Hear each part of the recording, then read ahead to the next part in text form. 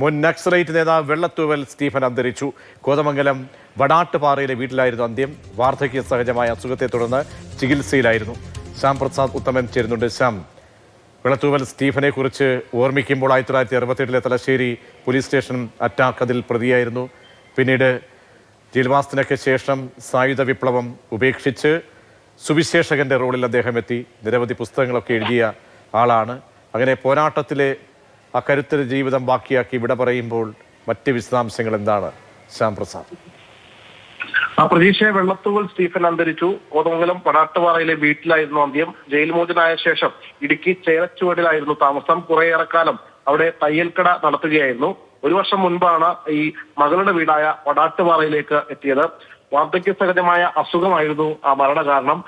ചികിത്സയിലായിരുന്നു. ചികിത്സയിലിരിക്കെയാണ് മരിച്ചത്. ഈ മുൻപ് നക്സലൈറ്റ് പ്രസ്ഥാനത്തിലേക്ക് വളരെ ശക്തമായി നിന്ന ആളുകൂടിയാണ്. 1968 തലശ്ശേരി പോലീസ് സ്റ്റേഷൻ ആക്രമണത്തിലായിരുന്നു അദ്ദേഹം പ്രതിയായത്. പിന്നീട് ജയിൽവാസം അനുഭവിക്കുകയും അങ്ങനെ അതിനുശേഷമാണ് ഈ സായുധ വിപ്ലവമൊക്കെ ജയിലിൽ നിന്ന് ഇറങ്ങിയ ശേഷം ഉപേക്ഷിക്കുകയും സുവിശേഷകനായി മാറുന്നൊരു സാഹചര്യവും ഒക്കെ ഉണ്ടായത്. വെള്ളത്തൂവൽ സ്റ്റീഫന്റെ ആത്മകഥ എന്ന പേരിൽ തന്നെ ഒരു പുസ്തകം ഉൾപ്പെടെ അദ്ദേഹം പ്രസിദ്ധീകരിക്കുകയും ചെയ്തു. കോട്ടയം ജില്ലയിലെ കങ്ങഴക്കടുത്തുള്ള ചുണ്ടമണ്ണിൽ തറവാട്ടിൽ സക്കറിയുടെയും അന്നമ്മയുടെയും മകനായിട്ടായിരുന്നു ജനനം. പിന്നീട് വെള്ളത്തൂവലിലേക്ക് ഇവര് കുടിയേറി പാർക്കുകയായിരുന്നു. പ്രാഥമിക വിദ്യാഭ്യാസത്തിന് ശേഷമായിരുന്നു പിതാവിന്റെ വഴിയെ അന്നത്തെ CPIയിലേക്ക് ചേരുകയും തുടർന്ന് പാർട്ടി പിളർന്ന സമയത്തും അന്ന് CPIയിൽ തന്നെ നിലനിൽക്കുകയും ചെയ്തു. അതിനുശേഷമാണ് പിന്നീട് നക്സലൈറ്റ് പ്രസ്ഥാനത്തിലേക്ക് സ്റ്റീഫൻ മാറുന്നത്.